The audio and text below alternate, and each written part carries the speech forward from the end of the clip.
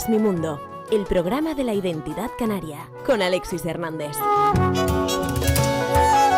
Saludos mis queridos oyentes, muchísimas gracias por acompañarme, dejarse acompañar. Esto efectivamente es Canarias Mi Mundo y hoy tenemos la suerte de recibir en los estudios a Juanjo San Sebastián Arroyo, un reconocido alpinista y documentalista español nacido en Bilbao en 1955, conocido por sus numerosas expediciones, ascensos a cumbres de más de 8.000 metros, incluyendo el Everest, el K2, el Makalu y el Cho-Oyu. No sé si lo he dicho bien, él nos corregirá en cualquier caso en unos instantes, porque queremos saludarlo y darle la bienvenida a este espacio que pretende, como todos ustedes saben, sencillamente acompañarles y hacerles pasar un buen rato, descubriendo perfiles, personas, historias que puedan resultarles interesantes, como la del propio Juanjo San Sebastián Arroyo, al que saludamos. Bienvenido, Juanjo, gracias por estar aquí. Hola, gracias por estar aquí y gracias por el regalo que me has hecho del Everest, que no lo he escalado. Ah, pues fíjate qué detalle. No me dio, vaya manera sí, lo intenté, llegamos muy alto hace muchísimos años, cuando el Everest era el Everest y estaba solo en el Everest. Ok. Y no conseguimos hacerlo. No se culminó esa cumbre. Bueno. Juanjo, alpinista, escalador, montañero, naturalista, ¿con qué etiqueta profesional te sientes más identificado? Hombre, con la de naturalista no, porque hace falta conocimientos que no tengo. Con todo lo demás, pues me siento identificado, especialmente con alpinista, pero todos los demás están bien dichas. Ok. ¿De pequeño tú qué querías ser?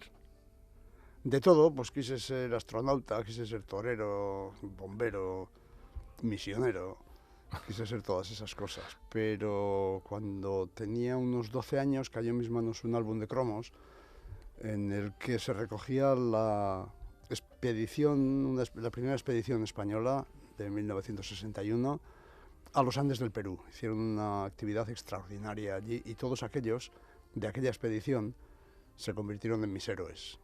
Desde que yo vi aquel álbum de cromos quise ser escalador. Yo que pensé que es porque... Escalador de altas montañas. Sí, bueno, yo que pensé que lo habías decidido porque la montaña te quedaba cerca y era accesible, pero digamos. son bajitas, sí. Bueno, pero hay que subirlas, ¿no? Sí. Hay que subirlas, sí, señor. ¿Cómo ha cambiado tu relación con la montaña a lo largo de tu vida, Juanjo? Pues ha cambiado en una relación directa que va en relación a mis capacidades. Uh-huh. Es decir, ha ido bajando. O sea, ¿baja peor? Claro, porque físicamente tal vez. Empecé a escalar con 15 años y ahora tengo casi 70. Entonces, en ese sentido, noto el paso del tiempo, pero noto también que tenemos un organismo muy sabio, de manera que cuando tú tienes muchas facultades, tienes mucho ardor guerrero. Uh-huh.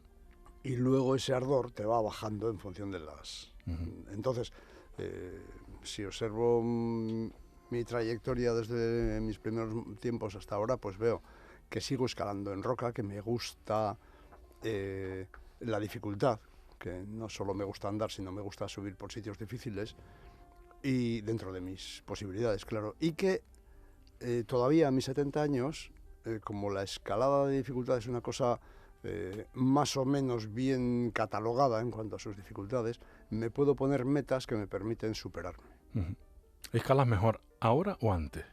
En roca escalo mejor ahora porque escalo mucho más. Antes escalaba mucho más montañas muy altas en las que las cuestiones técnicas quedan un poco más en segundo plano y queda más en primer plano la exposición al medio, la exposición a la hostilidad de un medio tan hostil, valga la redundancia, como es la montaña de cota extrema. Supongo que esto es más cuestión, ser un buen escalador, es más cuestión de trabajo, de esfuerzo, de práctica diaria, si se puede, sí, que de un talento natural con el que alguien nace, ¿no? No, hay de todo. ¿Ah, sí? La práctica diaria es insoslayable para cualquiera que quiera escalar en un nivel alto. Pero luego hay, como dice un amigo mío, esa gente que parece que le ha tocado a alguien con una varita, ¿no? Lo que hace la genética. Uh-huh. Y frente a la genética yo creo que no hay ninguna posibilidad es decir, por mucho que entrenes a un burro no te va a salir un caballo de carreras. Uh-huh. Yo así. No sé si el ejemplo es el más apropiado. Yo soy de los burros. Pero bueno, bien entrenado, bien entrenado. Un burro, Sí. si me permite utilizar tu expresión, que ha sabido llevar al 100% todas sus posibilidades. Sí, O sí. eso es lo que parece desde fuera, ¿no? Sí, bueno, la gente de mi generación tuvimos una suerte inmensa, que es que, fíjate, me pongo a pensar en la humanidad, en el número de individuos que somos, y en esos 50 años que llevo escalando, nos hemos triplicado.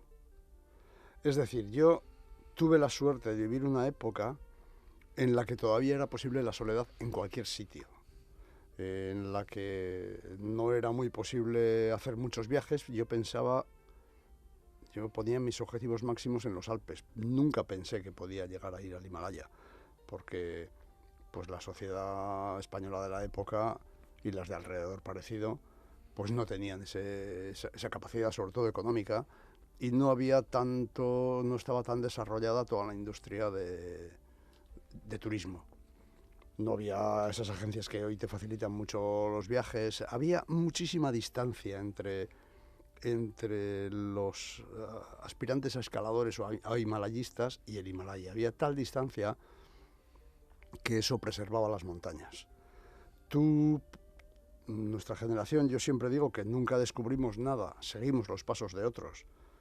Pero siguiendo los pasos de aquellos otros teníamos muy buena información sobre ellos y teníamos bastante conocimiento, no teníamos un exceso.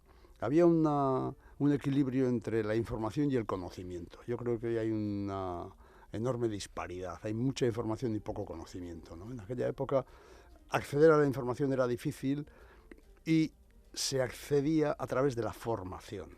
Y te formabas con tus experiencias y con las que tenían los de alrededor tuyo.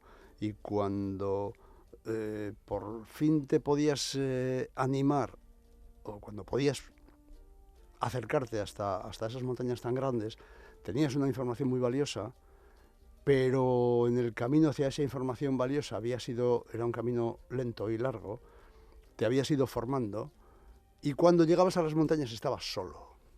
Eso es irrepetible. Hoy en día no es irrepetible en el sentido de que si tú te pones a buscar y en vez de ir al Everest te vas al Namche Barba, por decirte un nombre. ¿Que está dónde? Está en el Tíbet oriental. Okay. Es una montaña de 7.000 metros que no sé si ha escalado una vez y no sé si no murieron la mitad de los que lo escalaron durante la bajada. O sea, te vas a ir a una montaña que es más baja pero que es infinitamente más difícil y en la que te aseguro que vas a estar absolutamente solo. O sea que la soledad y el compromiso y el riesgo son perfectamente asumibles hoy en día, pero no en cualquier sitio, en las montañas. Y paralelamente a eso y en el aspecto negativo, se ha desarrollado una industria que no respeta ni la ética, ni el medio ambiente, ni los valores mínimos. No me refiero a los valores del alpinismo solo, sino a los valores éticos mínimos que yo creo que deben acompañar a cualquier viajero, cualquier escalador o a cualquiera que haga cualquier actividad en cualquier ámbito. Hubo un momento en el que quería ser el mejor. Sí, cuando era muy joven. El mejor, ¿qué es ser el mejor cuando el uno mejor escala montaña? O ser de los mejores, ¿no? Pues es muy difícil. Bueno, lo has conseguido, ¿eh? Claro. No sé si eres el mejor, no, pero uno de los mejores sí, ¿no? No, yo creo que no. Pero bueno, no me importa. O sea, quiero decir que tú a lo largo del tiempo, yo creo que cuando uno sale fuera, lo primero que descubre es la humildad.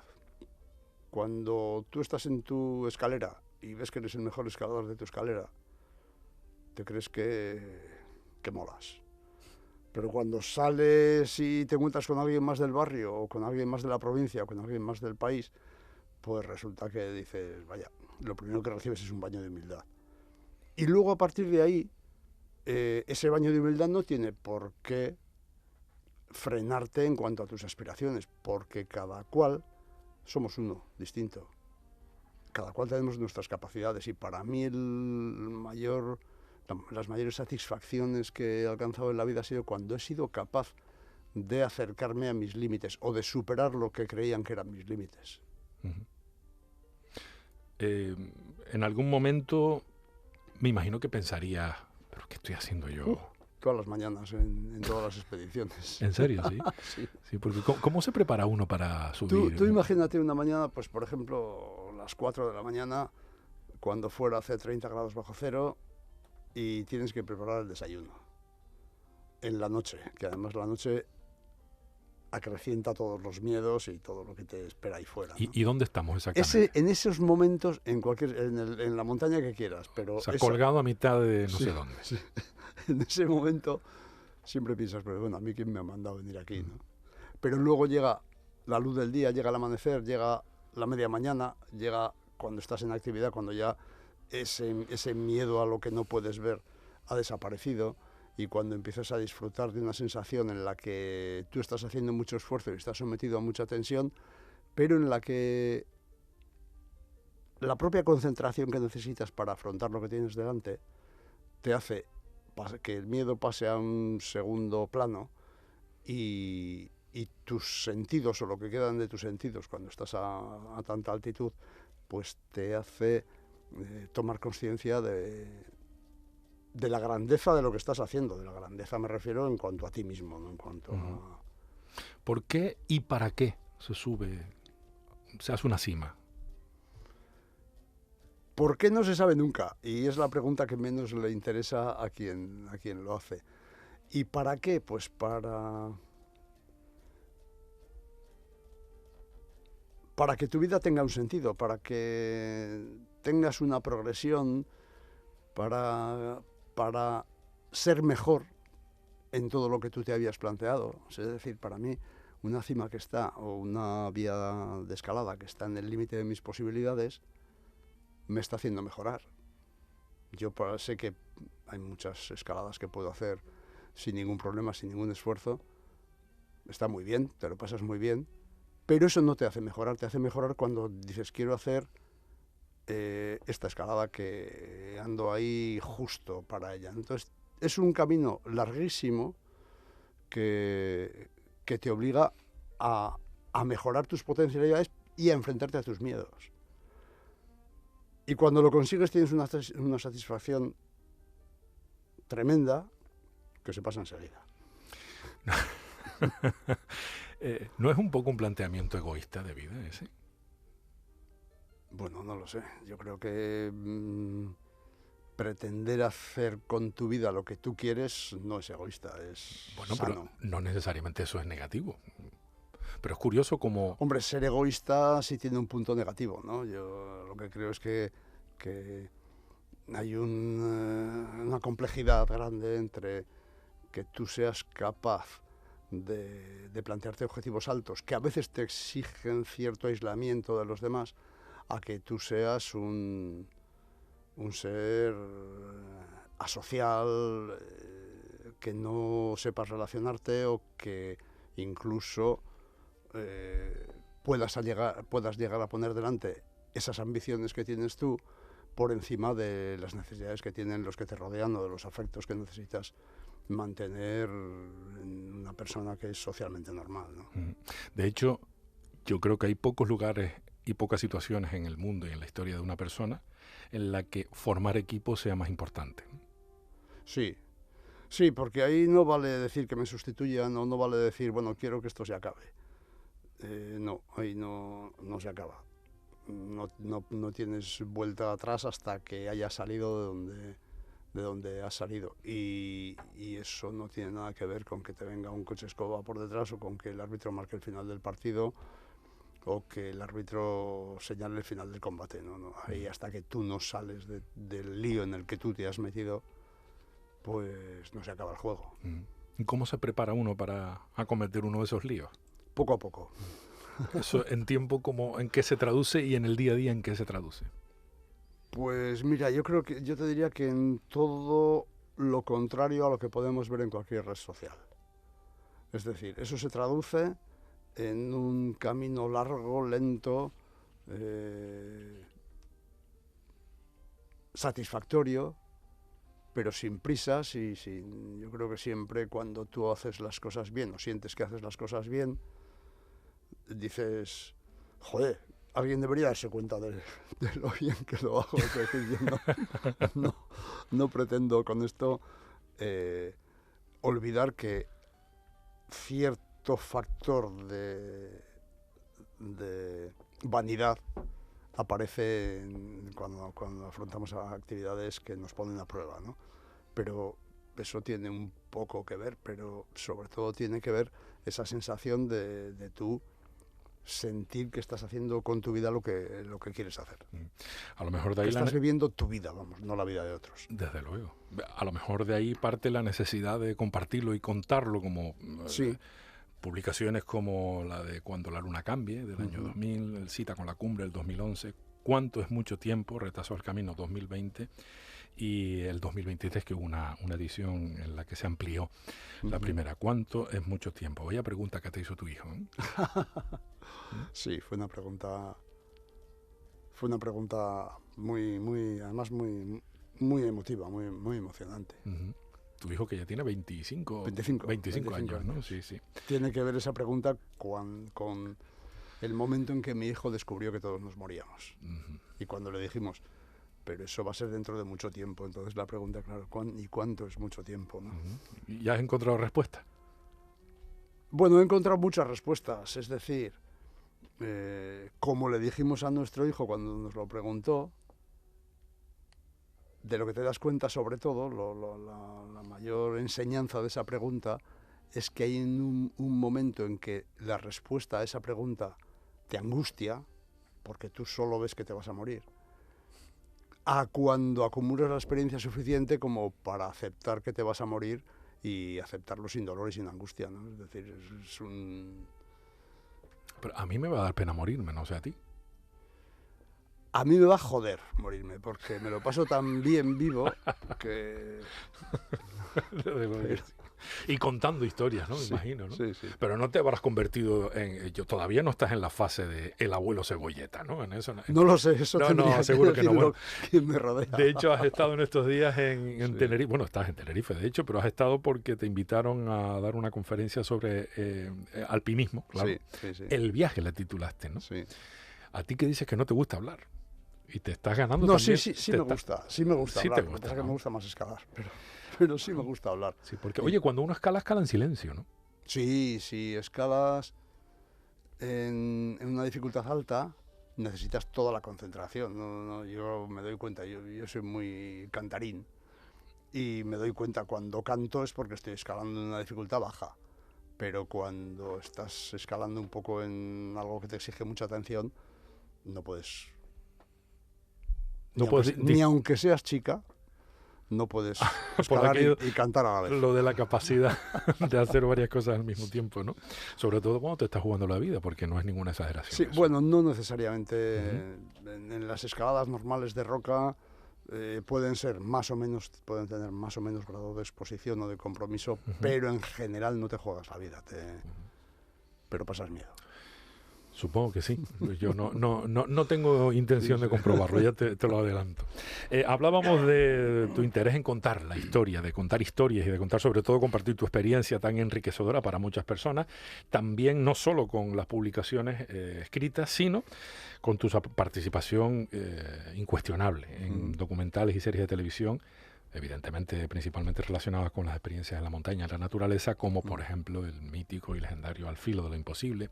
Luego hubo un desafío extremo, Cumbres, Montaña de aventura, no sé si se me queda alguna, pero desde luego todos te conocemos, o gran parte te conocemos por, entre otros, Al filo de lo imposible. Sí, que este programa fue lo que El hombre y la tierra, ¿no? Con Félix Rodríguez de la Fuente, en lo que tenía que ver con la flora y la fauna, fundamentalmente. Pero al alpinismo, al filo de lo imposible, que yo por primera vez veíamos en televisión unas cosas que que habitualmente no estamos acostumbrados a saber ni que existían. Sí, y que incluso la sociedad de aquella época yo creo que consideraba absurdo tratar de escalar una montaña a costa de exponer tu vida y que luego de esa montaña no te puedes traer nada, ¿no? Entonces era una cosa ni un selfie. En la época ya ni un selfie. No, yo creo que en ese sentido yo creo que Al filo de lo imposible tuvo mucho que ver con un cierto cambio en la mentalidad de la sociedad española de la época.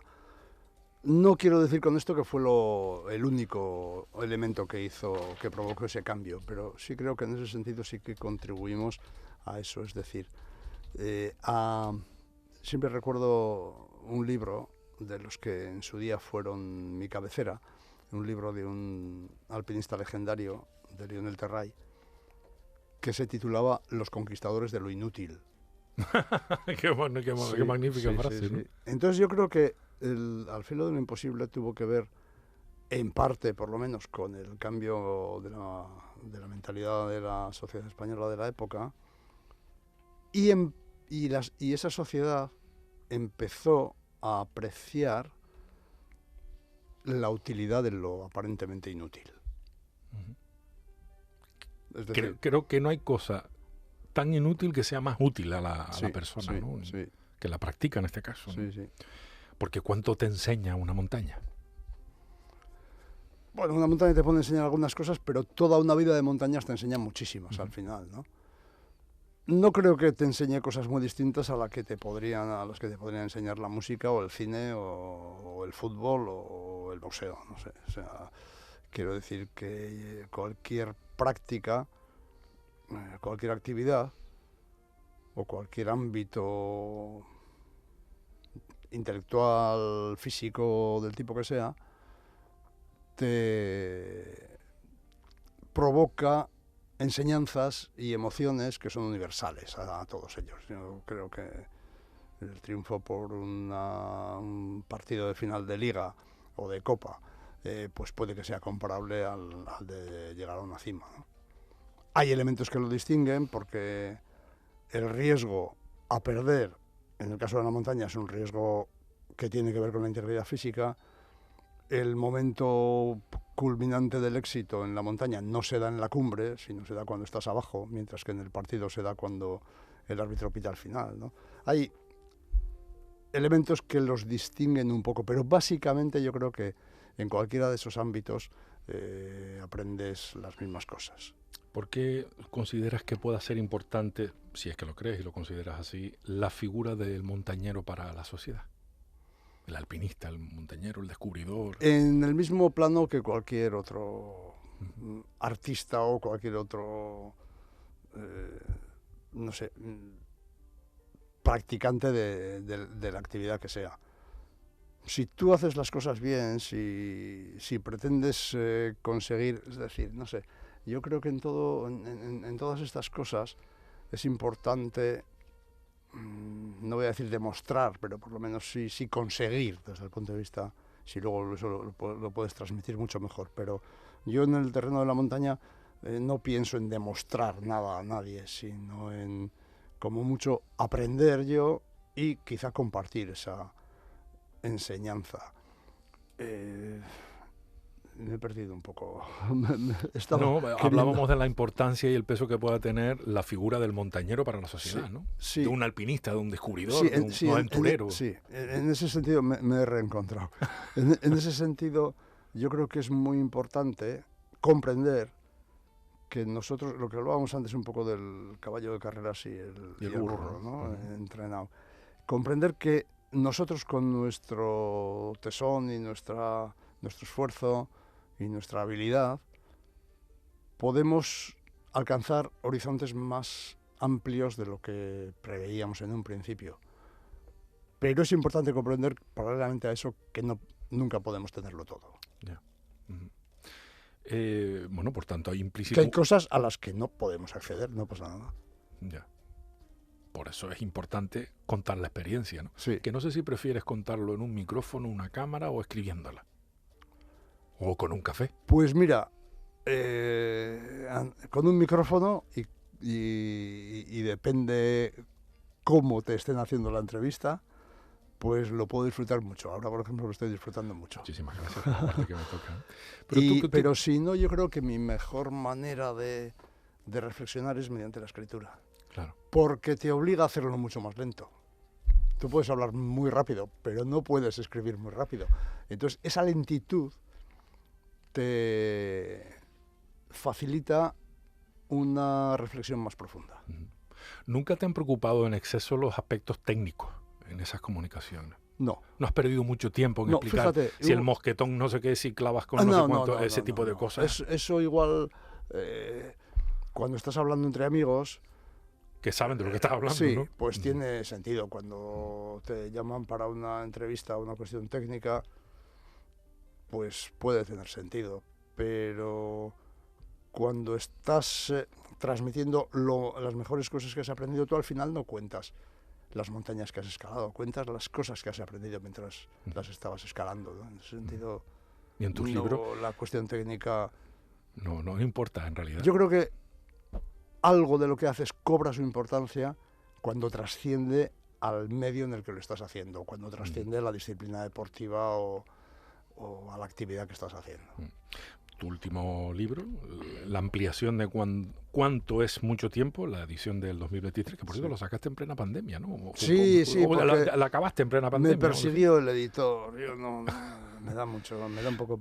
Pero te has ido convirtiendo sin quererlo, aposta o queriendo, en una especie de filósofo, ¿no? Compartir... Bueno, te agradezco. Bueno, ¿y qué es la filosofía? Sino un poco pensar, divagar sobre nuestras propias experiencias, compartirlas con los demás, analizar lo que hay aquí y ahora, ¿no? Sí.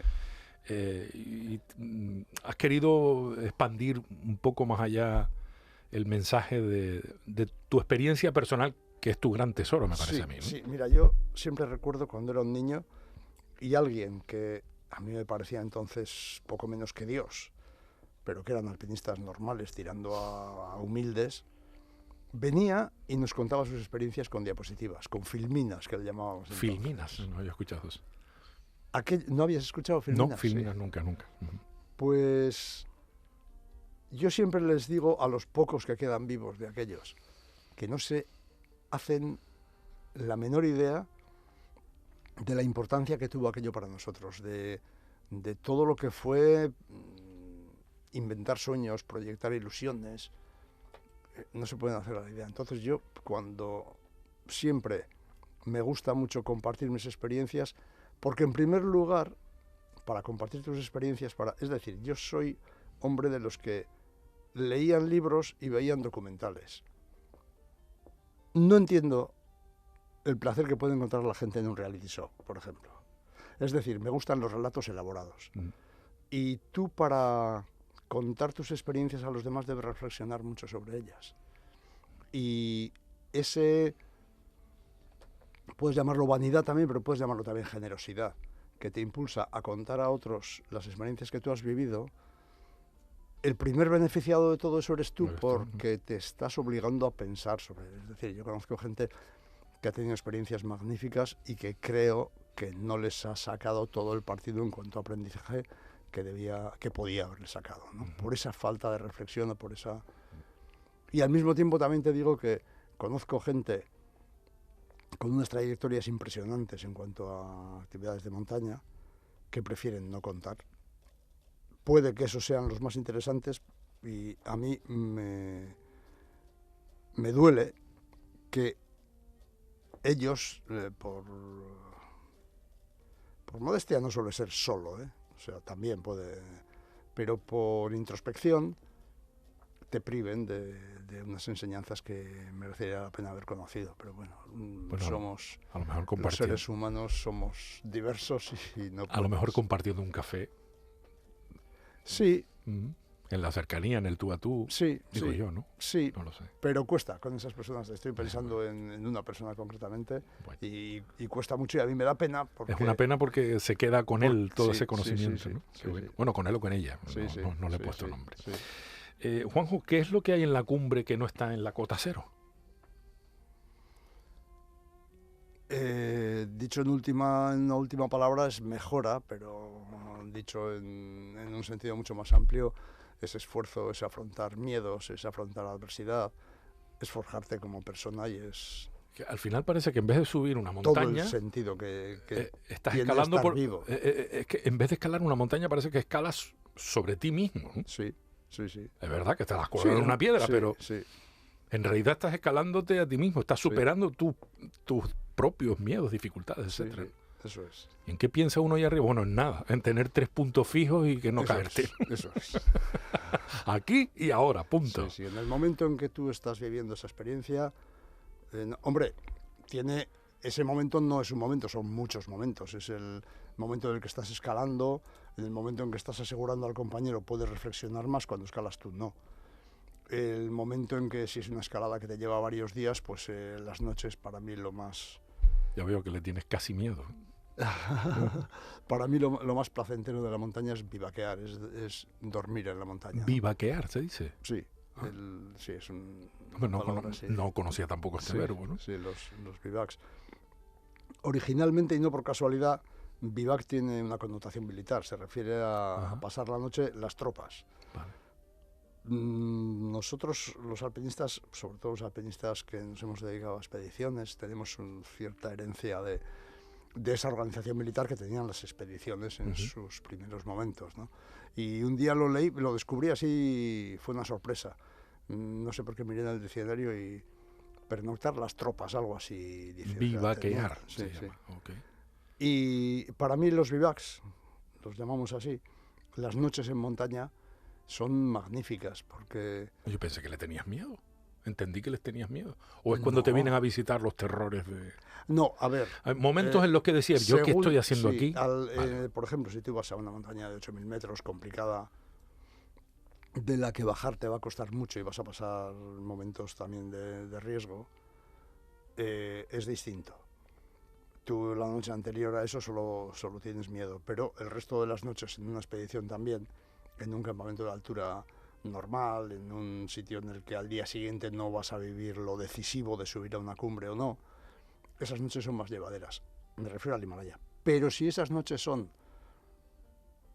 pues, en cualquier escalada del Pirineo, de los picos de Europa, que tienes que andar mucho hasta llegar a la base, que luego la escalada son muchas horas y que necesitas dormir una o un par de noches entre el acercamiento y el alejamiento de esa cumbre, esos bivacs son magníficos. Meditación pura y dura, entiendo, ¿no? ¿O no? Es una especie de relajo a toda la tensión que tienes durante el día. En el medio más maravilloso que existe, que es la naturaleza, que es bajo las estrellas y tal. Otra cosa es que ese día esté cayendo chuzos de punta, entonces ese placer se pierde un poco, la verdad. Okay. Oye, ¿cómo se maneja eso, el miedo, la incertidumbre, situación extrema? Tengo que agarrar aquí, soltar allá, ¿qué hago? Sí. ¿Cómo se maneja eso? Con calma, entiendo. Con el hábito. A ver, hay gente que y estoy pensando, por ejemplo, ahora mismo en alpinistas canarios, ¿no? Crees que... hay gente que parece que no tiene miedo, que es capaz de dominar el miedo hasta límites insospechados, ¿no? Existe esa gente, ese tipo de gente en todas partes. Pero la gente que somos normal, que tienes un miedo normal, que pasas tiempo sin escalar y pasas mucho más miedo de lo normal cuando vuelves. Es decir, ¿qué quiero decir con esto? Que el que tú hayas alcanzado cierto nivel de actividad no te lo garantiza ya para siempre. Y ese disfrute de ese nivel de actividad lo consigues con el hábito. Y esa sensación de dominio del miedo lo consigues con el hábito, con habituar a tu organismo y habituarte a ti mismo a una situación constante de todo eso. Entonces, te permite pensar, reaccionar, disfrutar, te permite convivir con ese miedo, pero con otro montón de circunstancias que tienes. Si tú pasas un año sin escalar y vuelves a una escalada que está en tu límite, pues seguramente no la vas a poder hacer y en primer lugar te va a echar atrás el miedo. En ningún momento te he oído que rezas. No rezo. Porque entiendo que no has encontrado a Dios en la montaña. No, fíjate, pero sí te voy a decir una cosa. Yo creo que en mi época había... en mi época me refiero a... Todas son mis épocas, todas las épocas que he vivido son de más juventud, tal vez. Cuando era niño. Sí. Cuando yo era niño, ya como has dicho antes, nací en los años 50, había dos maneras de ir al monte. O la OGE, Organización de Juventud Juvenil Española. Sí. O la Iglesia. Yo nunca fui del régimen y desde hace mucho tiempo no tengo nada que ver con ninguna iglesia. Con ninguna religión, más que iglesia tal vez, ¿no? Y con ninguna religión. Bueno, lo mismo, Sí. Pero, fíjate, Yo fui a la iglesia pues porque mis padres eran muy católicos y porque mi padre sobre todo era un poco nacionalista. Porque antes iba todo el mundo a la iglesia. Sí. Sí. Y ya está, ¿no? Así de fácil. En tiempos del franquismo, desde luego. Pero una cosa es ir a la iglesia y otra cosa es creer en Dios. Sí, pero te voy a decir, a mí siempre digo que a nadie debo tanto como aquella parroquia que me empezó a llevar al monte cuando yo tenía pues 7 años. No escalar exactamente, y mi hermano ¿no? tenía 5. No escalar. Senderismo, pero sí me enseñaron el valor del esfuerzo, el afrontar la adversidad, el compañerismo, la solidaridad, el saber compartir con la gente con la que te encuentras, ¿no? Y en ese sentido yo diría que ninguna... Yo suelo decir que soy ateo, pero soy ateo de todo. Soy ateo de ideologías, o sea, creo que ninguna ideología salva de nada a las personas. Puede salvar proyectos, pero no salva a las personas. Tú puedes, o sea, ser un sinvergüenza es perfectamente compatible con cualquier ideología. No con la derecha o con la izquierda, no, con cualquiera. Eso es.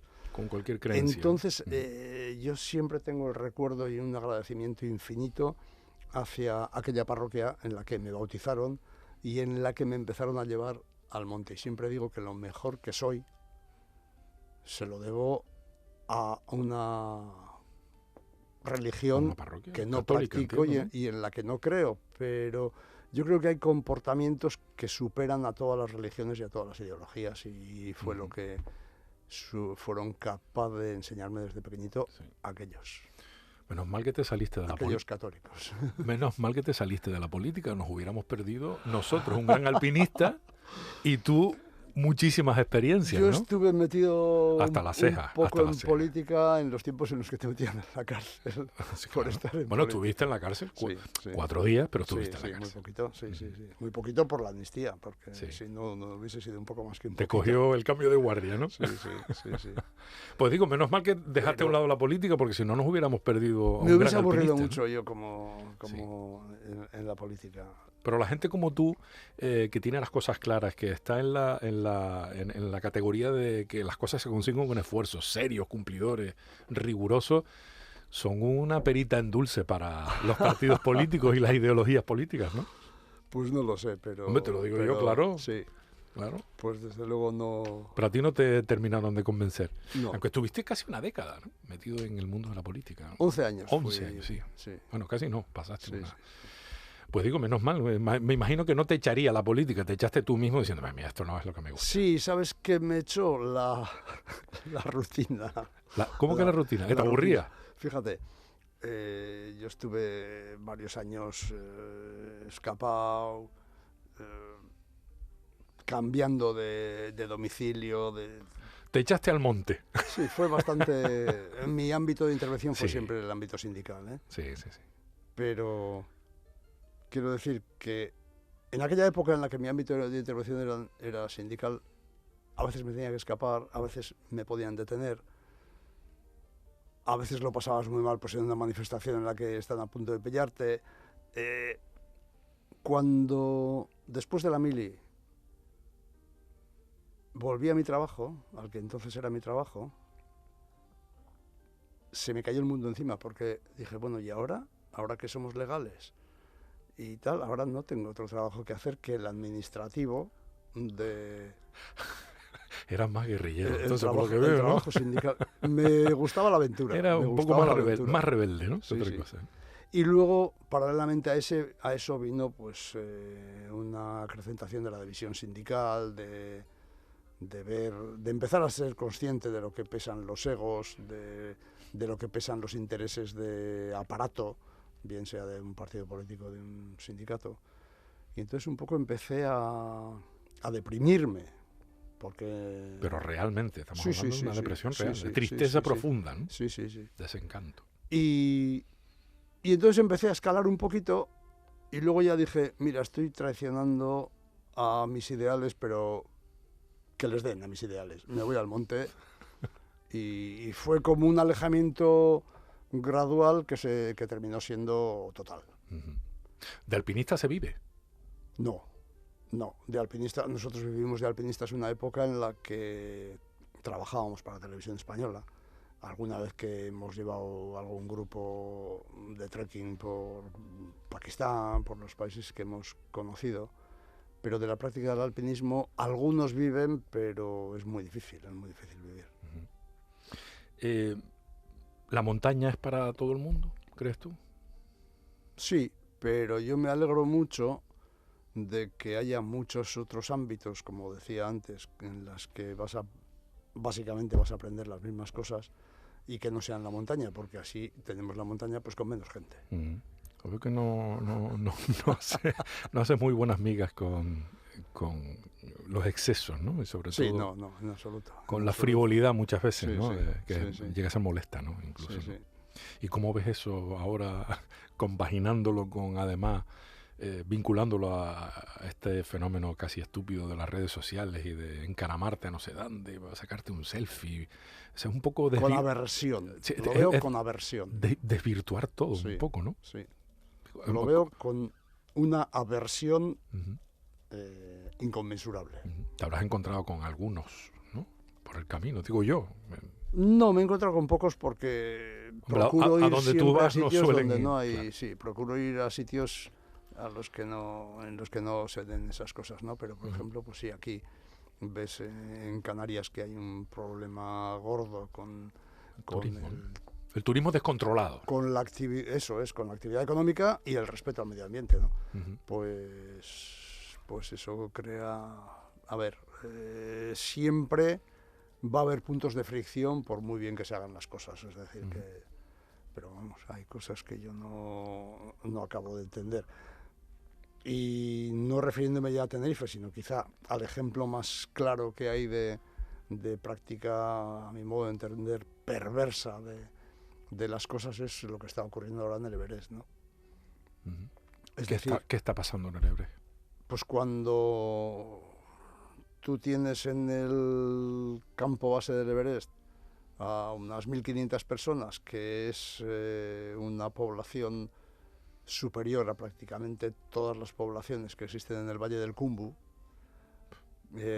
cuando en un parque nacional tú permites hacer cosas en un parque nacional que es porque el Everest es un parque nacional también, que es un espacio a proteger, tú permites hacer de todo, cuando quienes llegan a la montaña en unas condiciones en las que ellos en realidad han hecho muy poco, porque cuando estás pagando por un título que puedes tener en tu vitrina del orden de entre 65.000 y 200 y pico mil euros para tirarte el rollo de que has subido al Everest, y en realidad pues has subido al Everest pero de la manera, es decir, cuando pierdes de vista lo importantes que son cómo se hacen las cosas, mucho más que qué cosa se hace, pues estás acabando con todo, ¿no? Uh-huh.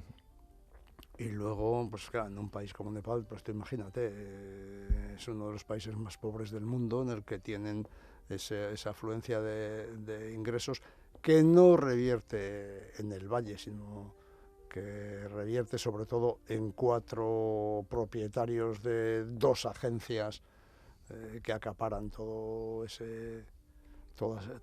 esa actividad económica, porque no es una actividad alpinística. Pues estás haciendo algo que yo creo que es muy malo. Y es un poco el reflejo también de lo que pasa en otros ámbitos, ¿no? Casi en todas las disciplinas, sí. Casi. O tengo yo esa sensación, ¿no? Cuando tú me refiero a la humanidad, tiras a la basura el 30% de la producción alimenticia del mundo para mantener precios simplemente. Estos son datos de Fernando Valladares, que es un miembro del Consejo Superior de Investigaciones Científicas, que me dejaron petrificado, ¿no? Pues algo estás haciendo muy mal, ¿no? Hombre, muy bien para algunos en concreto, sí. Y muy poquito, sí, ¿no? Por cierto. Sí. Oye, por cierto, hablando de los demás, de la cercanía, de una historia vital, ¿qué papel juega tu familia en tu montañismo? En mi montañismo, poco. Pero yo, aparte del montañismo, hago muchas otras cosas. Supongo. Supongo. Sí. En mi montaña, por ejemplo, mi mujer ha venido hace muchos años me ha acompañado al campo base del K2, me ha acompañado por Nepal, por la zona del Everest, por un montón de sitios, Patagonia, Patagonia, Tierra del Fuego. He compartido mucho, pero ahora comparto poco. Mi hijo, por ejemplo, yo le animé a escalar, mira, se lo tengo que agradecer a él, porque fue una época en la que yo escalaba muy poco en roca, y entonces traté de transmitirle a él el valor que tiene la escalada en roca y todo esto, y no lo conseguí, pero conseguí volver a engancharme yo a la escalada de roca. Hoy es el día en el que, como mi hijo me diga a ver si vamos a escalar, vamos, no hay nada que pueda dejar por ir a escalar con mi hijo, ¿no? Ah, bien, bueno, pues, entonces es un papel primordial por lo que estoy escuchando, ¿no? Mejor y peor momento, o peores y mejores momentos en la montaña. 2, 3 momentos inolvidables, positivos, no tan positivos. Sí, pues mira, te podría decir, uno fue en el K2 cuando vimos que mi compañero Hacho se moría, porque eso, cuando una muerte es por agotamiento, cuando es por caída no, pero cuando es por agotamiento más o menos se ve venir. Ese fue un momento muy malo. Y un momento magnífico, pues por ejemplo, recuerdo un atardecer en la cima del Capitán. Llegamos con tiempo suficiente para bajarnos al camping, pero no bajamos porque teníamos comida y teníamos agua. Y recuerdo un atardecer sobre el Half Dome, que es uno de los emblemas del Valle Nacional, del Parque Nacional de Yosemite. Y recuerdo ser perfectamente consciente de que ese atardecer no hubiese sido igual si hubiese subido andando o si me hubiesen subido en helicóptero, que como había llegado hasta allí, que fue después de 5 días de escalada por la pared del Capitán, ¿no? Lo que decía antes de que las cosas no son solo lo que son, sino cómo se han hecho, ¿no? Ese atardecer es distinto, según cómo hayas llegado tú hasta el lugar donde vas a pasar el atardecer, ¿no? Esos son... Que lo recuerde de forma tan señalada, sí, nos da una sí, pista sí. de lo que se queda impregnado, ¿no? Sí, sí. Las pérdidas humanas siempre necesariamente serán las más sentidas, como sí. es lógico. Pero al final de todo este recorrido, de toda esta vida, me imagino que mirarás para atrás y te habrás preguntado alguna vez, y si no te lo pregunto yo ahora, ¿ha valido la pena, no? Todo. Claro. Dicho en una frase te lo diría, miro hacia atrás y veo que la vida que he vivido se parece mucho a la que quería vivir. ¿Qué le faltó? Joder, es que es imposible que sea exactamente la que has querido, ¿no? Es Pero se acerca muchísimo, que ya es mucho, ¿eh? Sí, que ya es mucho, sí, señor. Sí, hombre, veo que me faltan pues un montón de escaladas que me hubiese gustado hacer, algún libro que me hubiese gustado leer, Bueno, de escaladas no sé, con los libros de cada tiempo. Alguna obra de teatro a la que no he llegado. Bueno, hay muchas cosas. Lo de la escalada no lo sé. Lo otro es más o menos conseguible. Todo es imposible. Sí. Oye, entiendo que el Everest es uno de los pocos que no has podido culminar, sí, ¿no? Sí, mira, el Everest me pasó una cosa muy curiosa. Estuvimos en el año 87 y no me gustó nada de lo que vi allí. Y dije, a esta montaña nunca volveré, y nunca volví. Así como también dije en el K2, nunca volveré, y volví 4 veces. Pero en el caso del Everest fue verdad. Por encima de 8.000 metros las cosas son muy distintas, ¿no? Sí, por encima incluso de por debajo de 7.000, por ahí. Por encima de esa altitud, todo queda como cuando una señal te llega con retardo. ¿Ah, sí? En un falso directo. Sí. Pero no son unos segundos de retraso. Pueden ser hasta días de retraso, ¿no? Y puede ser hasta más tiempo. Tú cuando estás... Siempre insisto mucho en un concepto, que es que tenemos un organismo tan sabio que ni nos lo merecemos. Entonces, ¿tú cómo pasas de estar en el sofá de tu casa a poder vivir en una zona en la que no se puede vivir? como es por encima de los 7.500 metros, ¿no? Hombre, puedes vivir unos días, te mueres. Si no tienes suplemento de oxígeno, por mucho que tengas comida, abrigo, bebida, allí la vida no es posible de manera prolongada. Entonces, ¿cómo llegas a conseguir esa adaptación? Pues llegas a conseguir esa adaptación gradualmente, pasando muchas cosas en el medio. A ver, ahora en todos estos que van al Everest con estas agencias de viaje que te comentaba, pueden hacer eso metiéndose en una cámara hiperbárica, consiguiendo aclimatación así, bueno.